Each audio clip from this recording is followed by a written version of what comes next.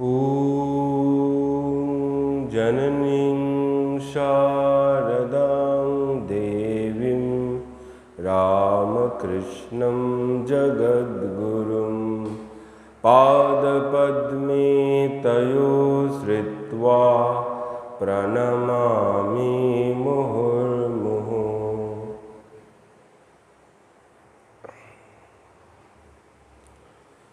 সবাইকে নমস্কার। আমি আজকে আমরা সমবেত হয়েছি মনসাদ্বীপ রামকৃষ্ণ মিশন আশ্রমে। আজকে 8ই আগস্ট 2026 আমরা শ্রীমা সারদা দেবীর জীবনী গ্রন্থ পাঠ এবং আলোচনা করব। স্বামী গম্ভীরানন্দজি মহারাজ, যিনি আমাদের রামকৃষ্ণ মঠ ও মিশনে একজন বিদগ্ধ পণ্ডিত মানুষ ছিলেন, তার লেখা মায়ের জীবনী, সেইখান থেকে আমরা পাঠ এবং আলোচনা করছি। আরও অনেক জীবনী গ্রন্থ আছে বিভিন্ন ভাষাতে, বাংলাতে তো আছেই, তাছাড়া অন্যান্য ভাষাতেও আছে, কিন্তু এইটিকে প্রামাণিক গ্রন্থ বলা হয় বা অথেন্টিক বুকস বলা হয়। এবং এইটা আমাদের গম্ভীরানন্দজি মহারাজ যখন লিখছেন তখন কিন্তু তার পক্ষে খুব একটা সুবিধাজনক সময় নয়। তখন একটা ডামাডোল পরিস্থিতি তখন চলছে আমাদের সারদা মঠ হবে কি না এই প্রসঙ্গে, এবং তিনি হয়তো জেনারেল সেক্রেটারি মহারাজ ছিলেন তখন। তো ওদের নিজেদের মধ্যে একটু চিন্তাভাবনার একটু ফারাক ছিল যে মঠ হবে কি না। তো সেই প্রসঙ্গকে নিয়ে এই ডামাডোলটা ছিল, এবং তখন তিনি নিজে রিজাইন করে, তার যে পদ ছিল সেই পদ থেকে তিনি রিজাইন করে কিন্তু নিভৃতে আলাদা হয়ে ছুটি নিয়ে, কাজ থেকে ছুটি নিয়ে তিনি এই জীবনী গ্রন্থ রচনায় মনোনিবেশ করেন। এবং পরবর্তীকালে আবার তিনি ওই পদে পীঠাসীন হন বা অধিষ্ঠিত হন, আবার ফিরে আসেন সে পদ।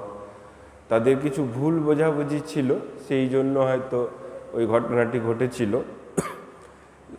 এই কথাটি বলার উদ্দেশ্য হচ্ছে, একটা ক্রাইসিসের সময় বা একটা আপাতকালীন পরিস্থিতির সময় কিন্তু মহারাজের কলম থেকে এই মায়ের যে জীবনী বা মায়ের যে জীবনযাপন, মা যে এই ধরিত্রীতে এলেন এবং এই যে মায়ের জীবনকে চিত্রিত করা, মায়ের জীবনকে লিপিবদ্ধ করা, যা খুবই দরকার। কারণ একটা জীবনী বা একটা মহাপুরুষের জীবনী খুব ইম্পর্টেন্ট। কেননা সাধারণ মানুষের সবার জীবনেরই কিন্তু গল্প হয়, প্রত্যেকটা মানুষের জীবনে গল্প আছে, কিন্তু আর 5টা সাধারণ মানুষের জীবনের যে গল্প, সেই গল্প থেকে অন্য মানুষ ইন্সপায়ার হয় না, অনুপ্রেরণা পায় না। আমাদের সাধারণ যারা আমরা মানুষ, আমাদের যে জীবনী, এই জীবন থেকে অন্য কেউ অনুপ্রাণিত হয় না। কারণ আমাদের সেই অনুপ্রেরণা দেবার ক্ষমতা বা আমাদের সেই অনুপ্রেরণা দেবার মতো আমাদের কোনো কর্মকাণ্ড থাকে না, আমাদের ত্যাগ তিতিক্ষা এসব কিছু নেই।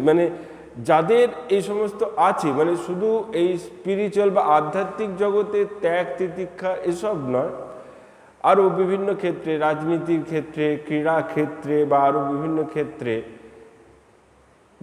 ক্ষেত্রে মহান কিছু মানুষ যা অন্য মানুষকে ইন্সপায়ার করে, তাদেরই কিন্তু জীবনী গ্রন্থ প্রকাশিত হয়। সাধারণ মানুষের কিন্তু জীবনী গ্রন্থ প্রকাশ হয় না। সেই নিরিখেই এই বই, এবং এই বইটি এত সুললিত, কারণ খুব সুন্দর সহজ সরলভাবে এই বইটি লেখা। আর মায়ের যে জীবনীটা, মায়ের যে দীর্ঘ জীবন, তো এই দীর্ঘ জীবনকে বিভিন্ন স্তরে ভাগ করে, বিভিন্ন নাম দিয়ে, অধ্যায় ধরে ধরে সেইগুলো আলোচনা করেছেন মহারাজ, খুব সুন্দর। আমরা আজকে যে অধ্যায়টি আলোচনা করব সেইটি হচ্ছে বিন্দুবাসিনী। তো আগে আমরা আরও বেশ কিছু চ্যাপ্টার আমরা আলোচনা করেছিলাম, আলো ছায়া, দেবীর বোধন, এরকম বিভিন্ন রকমের চ্যাপ্টার আমরা আলোচনা করেছিলাম, দৈবাধীনে, হ্যাঁ, এরকম বিভিন্ন চ্যাপ্টার আলোচনা করেছিলাম। তো আজকে আমরা বিন্দুবাসিনী এই অধ্যায়টি মায়ের জীবনের আলোচনা করব। শ্রী শ্রী মাকে আমরা পূর্বে যখনই কামারপুকুর ও দক্ষিণেশ্বরে শ্রীরামকৃষ্ণ সকাশে দেখিয়াছি, তখনই তাহার শাশুড়ি বা ভৈরবী ব্রাহ্মণী, মধ্যমজা অথবা ভাগিনী হৃদয় প্রভৃতি তাহার গতিবিধি অনেকাংশে নিয়ন্ত্রিত করিতেন। সুতরাং শ্রীরামকৃষ্ণের সহিত তাহার সম্বন্ধ যতই নিবিড় হোক না কেন, উহার বহিঃপ্রকাশে একটা অস্বাচ্ছন্দ্য ছিল। বর্তমানে আমরা যেসব দৈব সম্পর্ককে পাইব, তাদৃশ সংকোচ হইতে মুক্ত, স্বাধীন সৌন্দর্য বিলাস মধ্যে, অথচ সে স্বাতন্ত্র্যের মধ্যে কোনো ফেনিলতা নাই, কোনো উদ্বেলতা নাই। তাহার প্রতি গতিভঙ্গি ধীর, স্থির, স্বচ্ছ, নয়নাভিরাম, চাকচিক্যময়। এই স্বাধীনতার মধ্যেও লজ্জাপটাবৃতা পবিত্রতা স্বরূপিণী শ্রীমায়ের সাত্ত্বিক ক্রিয়াবলী কি অপূর্ব রূপ ধারণ করিয়াছিল, তাহা প্রণিধানযোগ্য। লেখক সুন্দর করে একটা কথা বলার চেষ্টা করছেন এখানে, যে আমরা এতক্ষণ যে আলোচনা করলাম, সেই আলোচনাতে মানে এই জীবনী যে গ্রন্থটি, এখানে এতক্ষণ যে আলোচনা করলাম, সেখানে ওনার মাথার উপরে সবথেকে তো বড় শ্রীরামকৃষ্ণকে কেন্দ্র করে তার জীবন। তাছাড়া শ্রীরামকৃষ্ণের মা বা কখনো ভৈরবী ব্রাহ্মণী, কখনো তার মধ্যমজা, কখনো ভাগ্নে হৃদয়, এরকম বিভিন্ন ব্যক্তিত্বের উপস্থিতি আমরা সবসময় মাকে ঘিরে বা ভগবান শ্রীরামকৃষ্ণকে ঘিরে দেখতে পাচ্ছি। এই যে খুলে মানে কোনো মানে স্বাধীনভাবে যে মুক্ত হওয়া, এই ব্যাপারটা কিন্তু এরপর থেকে লেখক বলছেন, স্বামী গম্ভীরানন্দজি বলছেন, এরপর থেকে আমরা সেখানে দেখব যে কোনো নিয়ন্ত্রণ নেই। মানে এইগুলো সব নিয়ন্ত্রণ, যে শাশুড়ি আছেন, হ্যাঁ, বা ভাগিনী হৃদয় আছে, বা তার যা আছে, বা কেউ না কেউ বড়রা আছে। বড়রা থাকলে তো দেখবেন খুঁড়ে কিছু করতে পারছে না, বা নিজের মনের মতো সব কিছু করতে পারছে না। তার যে চারিত্রিক বৈশিষ্ট্যটা, সেটা ঠিকভাবে ফুটে উঠছে না। তো এরপর থেকে লেখক বলছেন যে এরপর থেকে কিন্তু, কারণ এরা এতক্ষণে এই যে শাশুড়ি মা শরীর চলে গেছে, তারপরে ভাগ্নে হৃদয় সেও চলে গেছে, বা মধ্যম যা যিনি ছিলেন বড়, তো তিনিও চলে গেছেন, হ্যাঁ, এখন কেউ নেই। তো এখন তার যে চারিত্রিক বৈশিষ্ট্য বা দৈবী যে ভাবটা, এটা আরো সুন্দরভাবে প্রকাশ পাবে। ভগবান শ্রীরামকে এই আমাদের গম্ভীরানন্দজি মহারাজ এই কথাটা বলার চেষ্টা করছেন এখানে। আর যে মা তো ছিলেন ধীর স্থির, এগুলো বলা হচ্ছে যে মায়ের প্রতি গতিভঙ্গি ধীর স্থির স্বচ্ছ, হ্যাঁ, খুব স্পষ্ট বলতেন মা। কোনো লুকাছুপি ছিল না, কোনো লুকানোর ব্যাপার ছিল না মায়ের জীবনে। মায়ের জীবনে সব কিছু সহজ সরল। যে তার জীবনটা যত সহজ সরলভাবে পালন করবে, সে তত কিন্তু ভালো থাকবে। যত মানুষের মধ্যে জটিলতা আসবে, তত কিন্তু মানুষের জীবনটা মানে বিষিয়ে যাবে। যত সহজ সরলভাবে ভাবতে শিখবেন, দেখবেন অনেক মানুষ আছে পৃথিবীতে যারা খুব সহজ সরলভাবে ভাবতে পারেন না, সব কিছুতেই জটিলতা, সব কিছুতেই ধান্দা দেখেন, সব কিছুতেই স্বার্থ দেখেন, হ্যাঁ। তো ওরকম নয়, সহজ সরলভাবে দেখতে হবে। মায়ের মানে এরকম সাধারণভাবে আমাদের যারা সাধারণ আমরা মানুষ যারা, তাদের মধ্যে অনেকের মধ্যে অনেক জটিলতা থাকে। সেই জটিলতা নিয়েই আমরা সব কিছুকে দেখি। আমার মধ্যে যদি জটিলতা থাকে, আমার মধ্যে যদি খারাপ থাকে, আমি লোকের মধ্যে খারাপ দেখব। এই কথাটা বলার চেষ্টা করা হচ্ছে যে আমি যেরকম, আমি সেভাবেই লোককে দেখার চেষ্টা করব। আমি যদি স্বার্থপর হই, আমি লোককেও বলবো স্বার্থপর, এরকম বলছে। তো না, যারা অবতার হন, যারা মহাপুরুষ হন, তাদের জীবন কিন্তু ওরকম নয়। তারাও সহজ সরল থাকেন, তারাও অন্যের জীবনটাকে সহজ সরলভাবেই দেখেন, বা তার নিজের যে জীবন সেটাকেও সহজ সরলভাবে পালন করতে চান বা যাপন করতে চান। তো সেই হিসেবে শ্রী মায়ের জীবন ধীর স্থির স্বচ্ছ নয়নাভিরাম। তার যে লীলা খেলা, তার যে অপরের সাথে একে অপরের সাথে ব্যবহার, আচার ব্যবহার, এইগুলো খুবই নয়নাভিরাম, সাত্ত্বিক এবং সাত্ত্বিক জীবন যাপন করছেন তিনি। ক্রিয়াবলীকে অপূর্ব রূপ ধারণ করিয়াছিল, তাহা প্রণিধানযোগ্য। এখানে আমাদের গম্ভীরানন্দজি বলছেন যে মায়ের এই ধরনের রূপ এবার আমরা দেখতে পাবো আর কি। দক্ষিণেশ্বরে শম্ভু মল্লিকের নির্মিত গৃহে শ্রীমায়ের অবস্থানকালের কথা ছাড়িয়া দিলে তাহার তথাকার অবশিষ্ট জীবন অল্পায়তন নহবতেই কাটিয়াছিল। আমরা আগের চ্যাপ্টারে পড়েছিলাম যে শম্ভু মল্লিক ঠাকুরের আরেকজন রসদদার, যিনি দক্ষিণেশ্বরেই থাকতেন, সেই জমিদার মানুষ, সেই শম্ভুচন্দ্র মল্লিক, তিনি মায়ের অসুবিধা হচ্ছে জেনে তিনি তো নহবতে থাকতেন। যারা দক্ষিণেশ্বরে আপনারা গেছেন দেখবেন মায়ের একটা মূর্তি বসেছে সেই নহবতে, ছোট্ট একটা ঘর, তো সেই ঘরের মধ্যে থাকতেন। তো সেই কষ্টটা দেখে তখন ওই শম্ভুচন্দ্র মল্লিক মায়ের জন্য একটা বাসা তৈরি করে দেন, একটা ঘর তৈরি করে দেন। তো কিন্তু ওই ঘরেও তার খুব বেশি দিন থাকা হয় না। ব্যবহারিক দৃষ্টিতে সে বড়ই কষ্টের জীবন, যে ওই মানে বিভিন্ন কারণে সেটা হয়নি, সেটা আমরা আগের চ্যাপ্টারতে আলোচনা করেছিলাম, আগের অধ্যায়তেও আলোচনা করেছিলাম। কারণ এইটা একটু দূর হয়ে যাচ্ছিল, যেখানে শম্ভু মল্লিক ঘরটা করেছিলেন সেটা একটু দূর হয়ে যাচ্ছিল ঠাকুরের ঘর যেখানে অবস্থিত সেখান থেকে।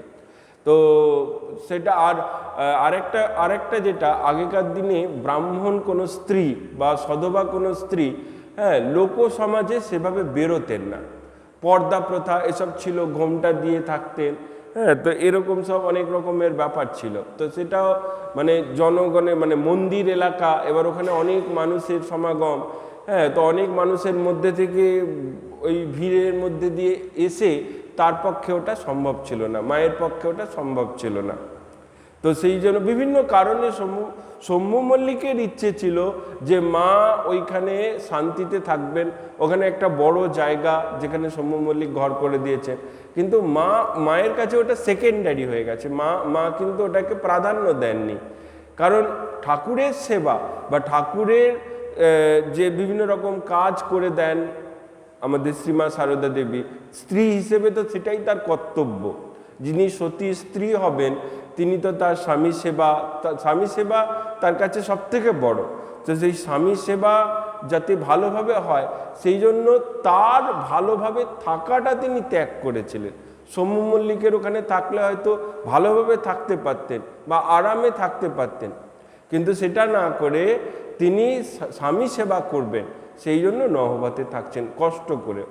আর ওই নহবতে যে জায়গাটা বলছিলাম খুবই ছোট্ট একটা জায়গা, তারপরে সেখানে আবার অনেক রকমের জিনিস স্টোর, মানে একটা সংসারে এখন একটা যখন ঘর হয় তখন বিভিন্ন রকমের জিনিস আসবাবপত্র এসব বিভিন্ন রকমের জিনিস প্রয়োজন হয়, পুটুলি করে বা বিভিন্নভাবে ওগুলো রাখা হয়।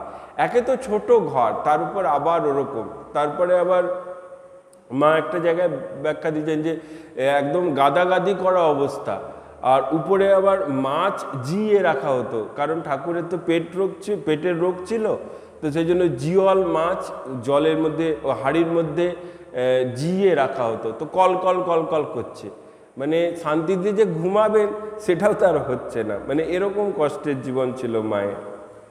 শ্রীমায়ের বিভিন্ন সময়ের উক্তি হইতে তাহা স্পষ্ট প্রতীত হয়। তিনি বলিয়াছিলেন, ঠাকুরের সেবার জন্যে যখন নহবতখানায় ছিলুম তখন কি কষ্টই না ছোট ঘরখানিতে থাকতে হতো। কত কষ্ট করে সেখানে, এটা মা যখন ঠাকুরের শরীর চলে গেছে ভক্তদের সঙ্গে তিনি কথা বলছেন তখন এই কথা প্রসঙ্গে এই কথাটা, মানে তিনি যখন নহবতে সেবা করতেন বা নহবতে থাকতেন তখনকার গল্প বলতে গিয়ে এভাবে বলছেন যে ঠাকুরের সেবার জন্যে যখন নহবতখানায় ছিলুম তখন কি কষ্টেই না ছোট ঘরখানিতে থাকতে হতো। তারই ভিতর কত সব জিনিসপত্র, কখনো কখনো একাও ছিলুম, মধ্যে মধ্যে গোলাপ গৌরদাসী এরা সব থাকতো। মানে শুধু একা নয়, ওই ছোট্ট ঘরে আরও তার বিভিন্ন ভক্ত, ঠাকুরের ভক্তরা আসতো। কোথায় থাকবে? মহিলা ভক্ত মায়ের কাছে থাকবে, মায়ের কাছে এসে থাকতো ওই ছোট্ট ঘরে। ওইটুকু ঘর, ওরই মধ্যে রান্না, থাকা, খাওয়া সব। ঠাকুরের রান্না হতো, প্রায়ই পেটের অসুখ ছিল কিনা কালীর ভোগ সহ্য হতো না। মানে দক্ষিণেশ্বরে তো ভোগ হয় মা কালীর, সাধারণ মানুষেরা কিন্তু ওইটাই খায়, কিন্তু ঠাকুরের ওটা পেটে সহ্য হবে না। ভোগের প্রসাদ সে তো খুব স্বাদ, মানে সুন্দর করে তৈরি করা হয়, তেল ঝাল এসব দিয়েই তৈরি করা হয় মায়ের প্রসাদ বা মায়ের ভোগ।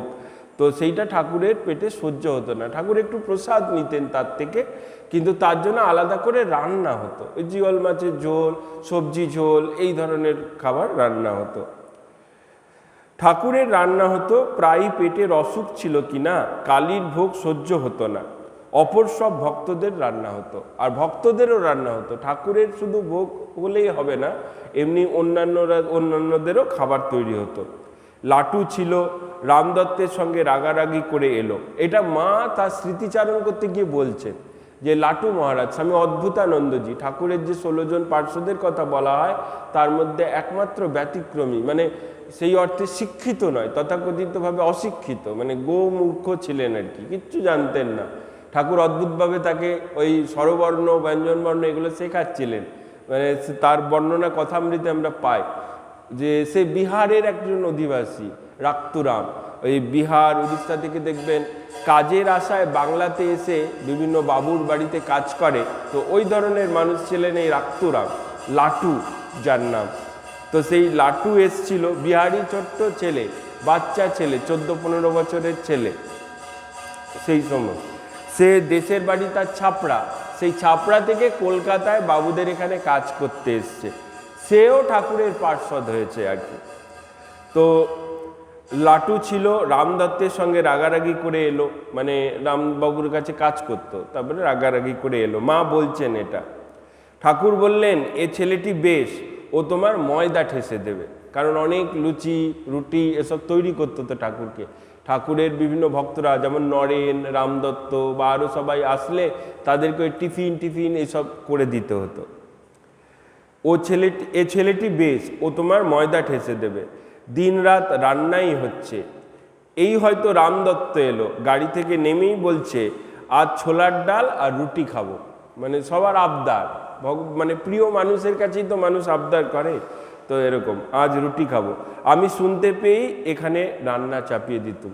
তাকে কেউ বলতেও না, শ্রীমা সারদা দেবীকে কেউ বলতেও না, রামবাবু এসে ঠাকুরকে বলছে আজ এখানে রুটি খাবো, ছোলার ডাল আর রুটি খাবো। তো ওটা শুনেছেন, তো শুনে নিজেই রান্না বসিয়ে দিয়েছেন। আমি শুনতে পেয়েই এখানে রান্না চাপিয়ে দিতুম। 3-4 সের ময়দার রুটি হতো। রাখাল থাকতো, তার জন্য প্রায় খিচুড়ি হতো। রাখাল মানে ব্রহ্মানন্দজি মহারাজ, যিনি ঠাকুরের মানসপুত্র। হ্যাঁ, তো সেই মানসপুত্র রাখাল মহারাজ, ব্রহ্মানন্দজি মহারাজ, সে থাকতো, তার জন্য খিচুড়ি করতে হতো। বিভিন্ন লোকে যে যেটা পছন্দ করে সেটা হতো। সুরেন মিত্তির মাসে মাসে ভক্ত সেবায় 10 টাকা করে দিত। সুরেন্দ্রনাথ মিত্র আপনারা জানেন, যেখানে আমাদের নরেন প্রথম ঠাকুরকে দেখে এই সুরেন মিত্রের বাড়িতেই। সুরেন মিত্র ব্রাহ্মভক্ত ছিলেন এবং ভক্ত মানুষ ছিলেন, বড়লোক ছিলেন। তো ঠাকুরকে নিয়ে এসেছিলেন তার বাড়িতে। এবার তার পাড়ার ছেলে নরেন সে ব্রাহ্ম সঙ্গীত ভালো, তার কণ্ঠের অধিকারী, মানে ভালো গান গাইতে পারে। তো ওই বিলেকে এনে বা নরেনকে এনে গান শুনিয়েছিলেন ঠাকুরকে। তো এরকম একটা বর্ণনাও আছে। সুরেন মিত্তির মাসে মাসে ভক্ত সেবার জন্য 10 টাকা করে দিত। বুড়ো গোপাল বাজার করত, মানে স্বামী অদ্বৈতানন্দ এখানে আছে, ছবি আছে, বুড়ো গোপাল দাদা বাজার করত।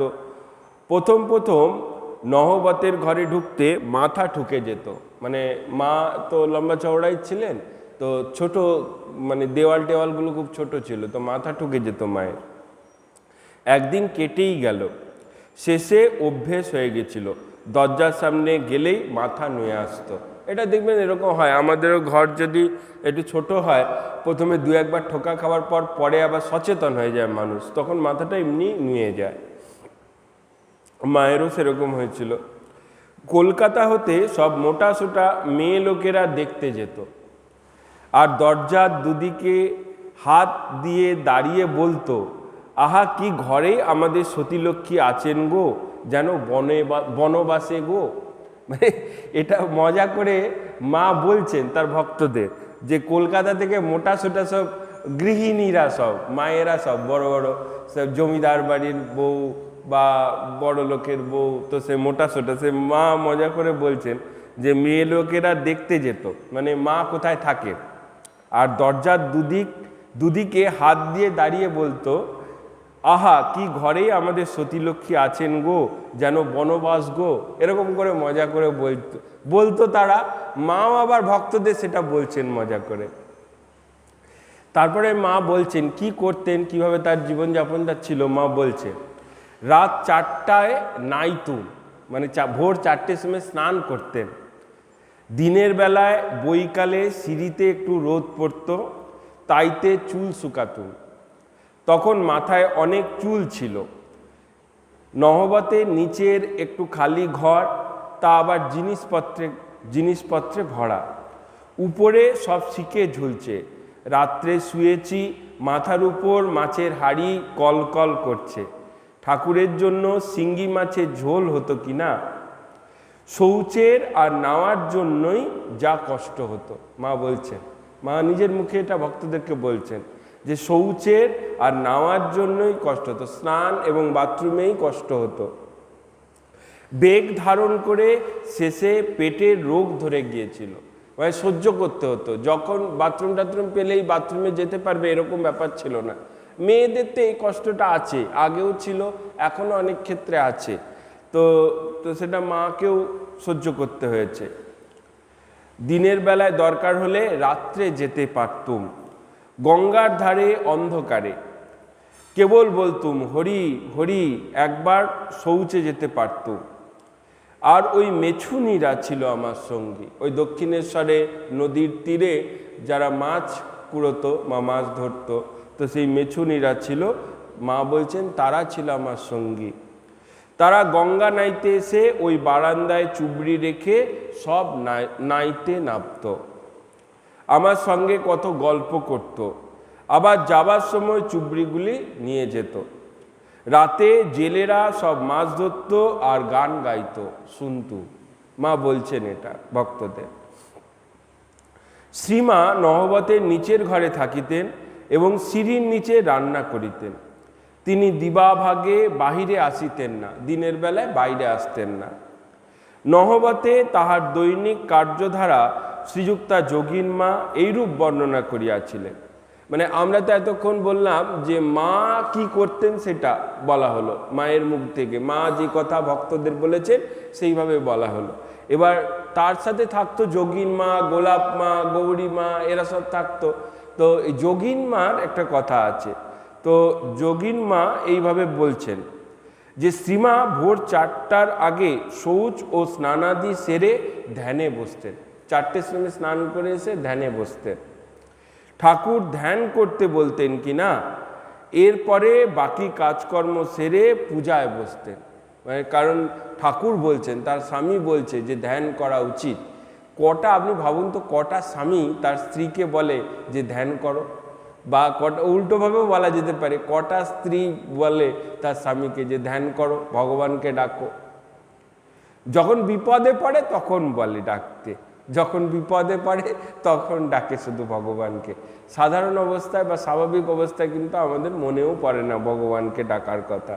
তো যোগিন মা এটা বলছেন যে শ্রীমা ভোর 4টার আগে শৌচ ও স্নানাদি সেরে ধ্যানে বসতেন।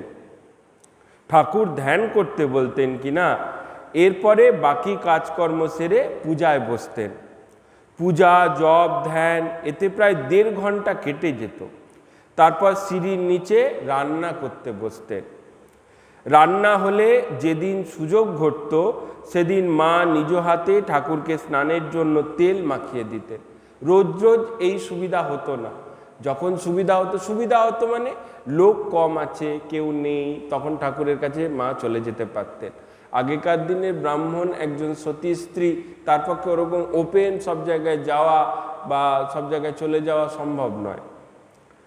তো সেটা যোগীন মা বলছেন যে যেদিন সুযোগ ঘটত সেদিন মা নিজ হাতে ঠাকুরকে স্নানের জন্য তেল মাখিয়ে দিতেন। 10:30-11টার মধ্যে ঠাকুর আহার করতেন। তিনি স্নানে যেতেন, মা এসে তাড়াতাড়ি ঠাকুরের পান সেজে নজর রাখতেন ঠাকুরের স্নান করে ফিরে এলেন কিনা। তিনি তার ঘরে এলেই মা এসে জল ও আসন দিয়ে তারপরে খাবারের থালা নিয়ে এসে তাকে আহারে বসিয়ে নানা কথার মধ্য দিয়ে চেষ্টা করতেন যাতে খাবার সময় ভাব সমাধি উপস্থিত হয়ে আহারে বিঘ্ন না ঘটায়।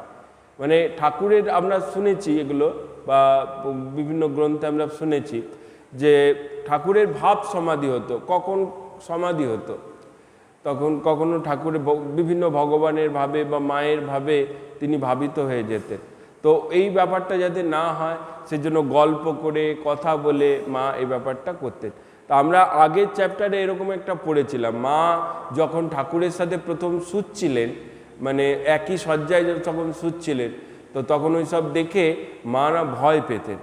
প্রথম তো হৃদয়কে ডাকতেন, হ্যাঁ, তারপরে এরকম হৃদয়কে ডাকলে আবার হৃদয় বিরক্ত হতো। হৃদয় তো একটু রকচটা মানুষ ছিল, হ্যাঁ, অনেক সেবা করেছে ঠাকুরের, কিন্তু মানে লোক ভালো ছিল না। সেটা পরবর্তীকালে আমরা দেখতে পাচ্ছি যে হৃদয়কে দক্ষিণেশ্বর থেকে বিতাড়িত হতে হয়।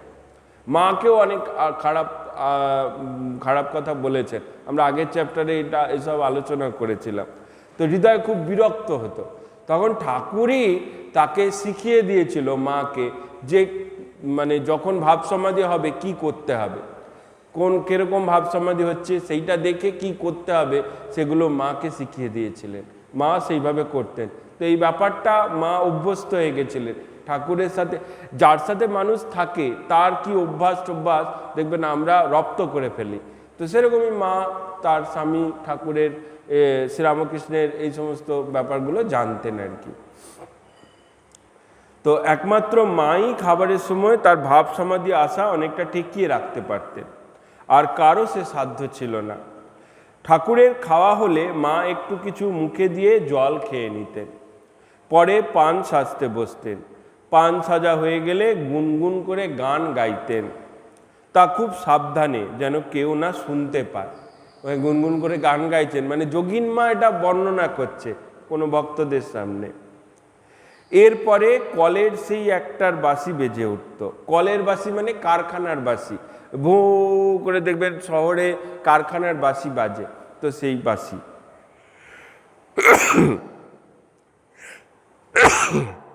এরপরে কলের সেই একটার বাঁশি বেজে উঠত, যাকে ঠাকুরের মা বৃন্দাবনের কৃষ্ণের বাঁশি বলতেন।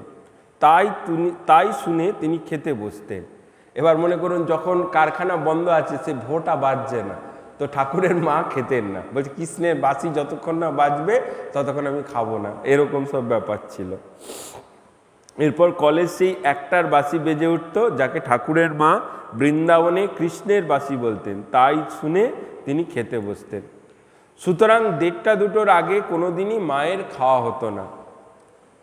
আহারের পরে নামমাত্র একটু বিশ্রাম করে সিঁড়িতে চুল শোকোতে বসতেন 3টে নাগাদ। তারপর আলো টালো ঠিক করে তোলা জলে নম নম করে মুখ হাত ধুয়ে কাপড় কেচে সন্ধ্যার জন্য প্রস্তুত হতেন। আলো মানে তখন লাইট ফাইট কিছু ছিল না, প্রদীপ বা হ্যারিকেন এই টাইপের আলো, এগুলো ব্যবস্থা করে তারপর তিনি ওই হাত মুখ ধুয়ে কাপড় কেচে সন্ধ্যার জন্য প্রস্তুত হতেন। সন্ধ্যা আরতি, সন্ধ্যা করা। সন্ধ্যা এলে আলো দিয়ে ঠাকুর দেবতার সামনে ধুনো দেখিয়ে মা ধ্যানে বসতেন। সন্ধ্যেবেলাতেও এরকম ধ্যান করতেন। এরপরে রাত্রের রান্না সকলকে খাওয়ানো সেরে মা আহার করতেন। তারপর একটু বিশ্রাম করে শুয়ে পড়তেন। এইভাবে মায়ের যে দিন যাপনটা, মা কিভাবে জীবনযাপন করতেন, আমরা একটা দেখলাম যে মা নিজে ভক্তদের বলছেন, ওই বর্ণনাটা পড়া হলো। আবার যোগীন মা যে মায়ের সাথে সবসময় থাকতেন, সেই যোগীন মা ও যোগীন মায়েরও একটা বর্ণনা এখানে আমরা পড়লাম। একদিন অন্ধকারে স্নানের জন্য সিঁড়ি বাহিয়া গঙ্গায় নামিতে গিয়া তিনি এক কুমিরের গায়ে প্রায় পা দিয়েছিলেন। কুমিরটা সিঁড়ির উপর শুইয়া ছিল। শ্রীমায়ের পদশব্দ শুনিয়া জলে লাফাইয়া পড়ে, তদবধি তিনি আলো না লইয়া স্নানে যাইতেন না। মানে দেখুন, একটা খুব মজার ঘটনা বলছে যে এটা যোগিনমাই বলছেন যে গঙ্গাতে সেই সময় খুব কুমিরের প্রাদুর্ভাব ছিল। কুমির মানে ওই যে দক্ষিণেশ্বরের যে গঙ্গার ঘাটটা, ওইখানে অনেক কুমির ছিল। তো সকালবেলায় তিনি ওখানে যেতেন, এবার রাত্রেবেলা সে ভোর রাত 4টে এরকম সময়, তো সেখানে তিনি যাবেন। তো ওই সিঁড়ির তলায় মানে ওই সিঁড়ির ওপরে ওই কুমির এসে বসে আছে। এবার মায়ের পদশব্দ শুনে তখন সে চলে গেল। ওরা দেখবেন খুব সেন্সিটিভ হয়, ওরা বুঝতে পারে শব্দ, তো সেই শব্দ শুনে সে চলে গেছে। তারপর থেকে মা আলো ছাড়া ওই গঙ্গার ঘাটে যেতেন না। এখন কলকাতার ঘাটে কুমির দেখা খুব রেয়ার, কিন্তু আগে যে সময়ের কথা বলা হচ্ছে সে সময় তো এটা স্বাভাবিক ছিল। শ্রীমায়ের পদশব্দ শুনিয়া জলে লাফাইয়া পড়ে, তদবধি তিনি আলো না লইয়া স্নানে যাইতেন না। শ্রীমায়ের কিন্তু এই সব ক্লেশ বা অসুবিধার প্রতি ভূক্ষেপ ছিল না। উত্তরকালে সব কষ্টের কথা উল্লেখ করিয়াও তিনি ভক্তদিগকে বলিতেন, তবু আর কোনো কষ্ট জানি না। তার সেবার জন্য কোনো কষ্টই গায়ে লাগতো না। ভক্তদের পরবর্তীকালে মা বলছেন যে এত কষ্ট করে এইসব বর্ণনা করা হলো, যে কত কষ্টে সেই ছোট্ট একটা ঘরে থাকতেন, বাহ্যে বা স্নানে এসে মানে সবার সামনে আসতেন না, বা খুব কষ্ট হতো। তো এই সমস্ত বিভিন্ন ঘটনা বলছেন। তারপরে তিনি বলছেন, তবু আর কোনো কষ্ট জানি না, তার সেবার জন্য কোনো কষ্টই গায়ে লাগতো না। কোথা দিয়ে আনন্দে দিন কেটে যেত।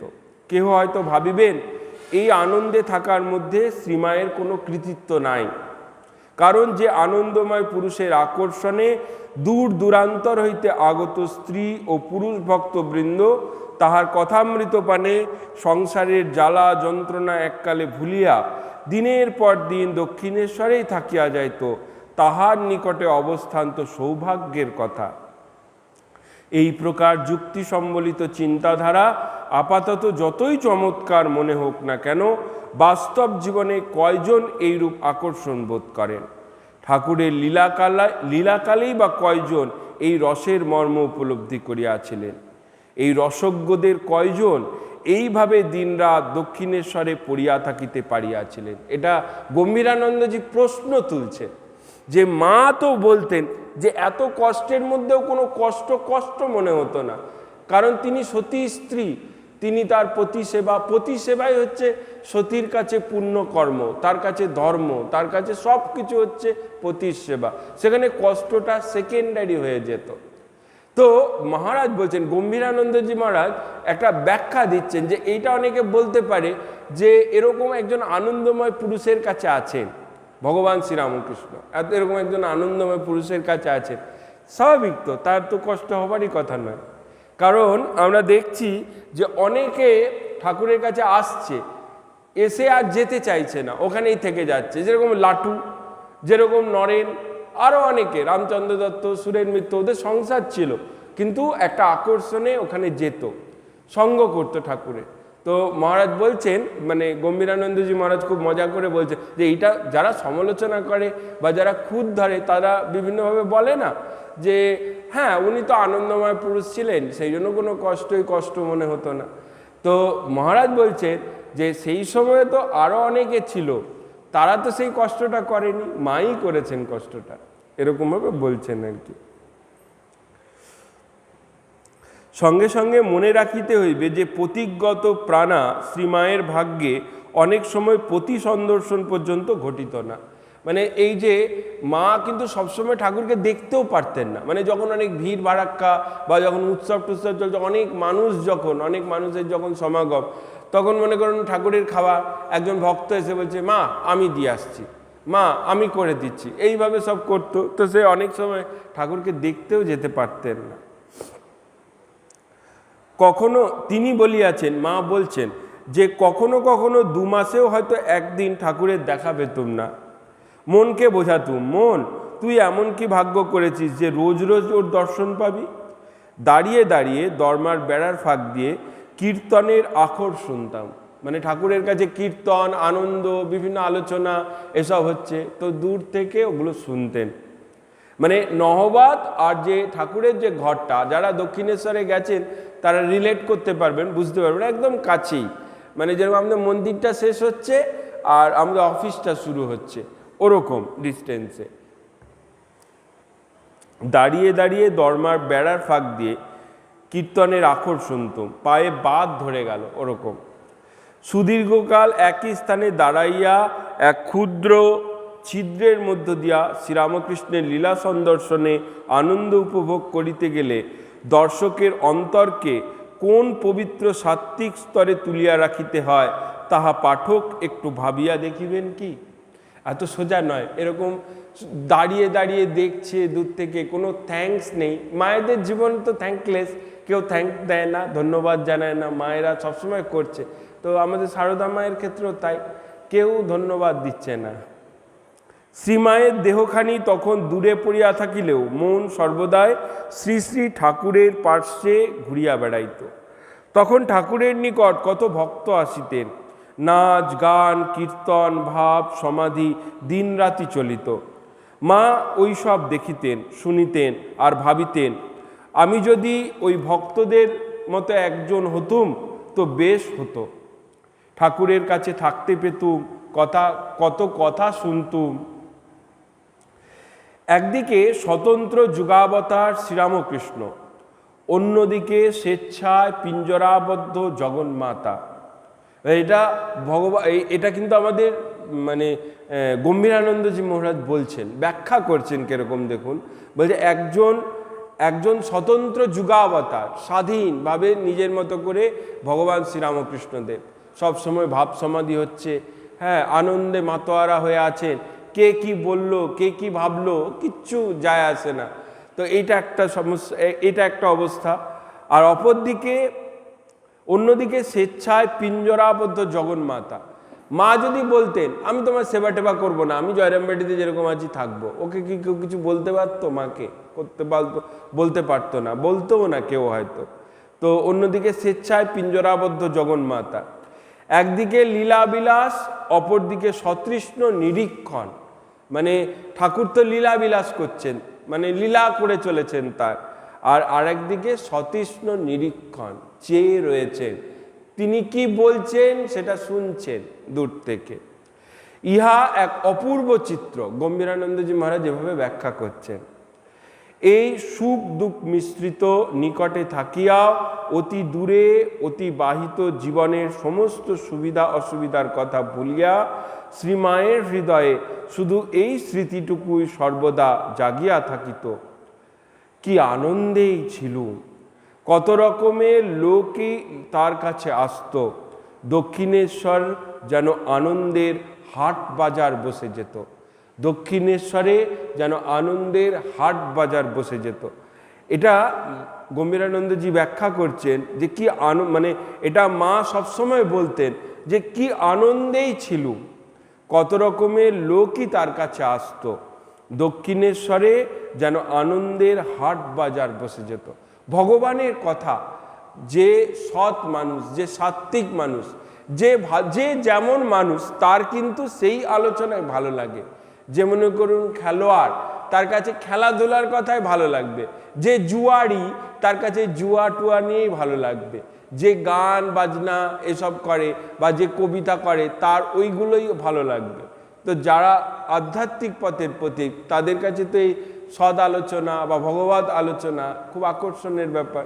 তো এইভাবে মায়ের জীবন খুব কষ্টের মধ্যেই ছিল, কিন্তু খুব আনন্দের মধ্যেও ছিল, সেইটা এখানে বললেন।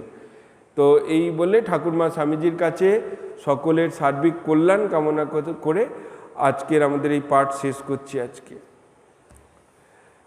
ওম শান্তি শান্তি শান্তি। হরি ওম তৎসৎ। শ্রীরামকৃষ্ণার্পণমস্তু।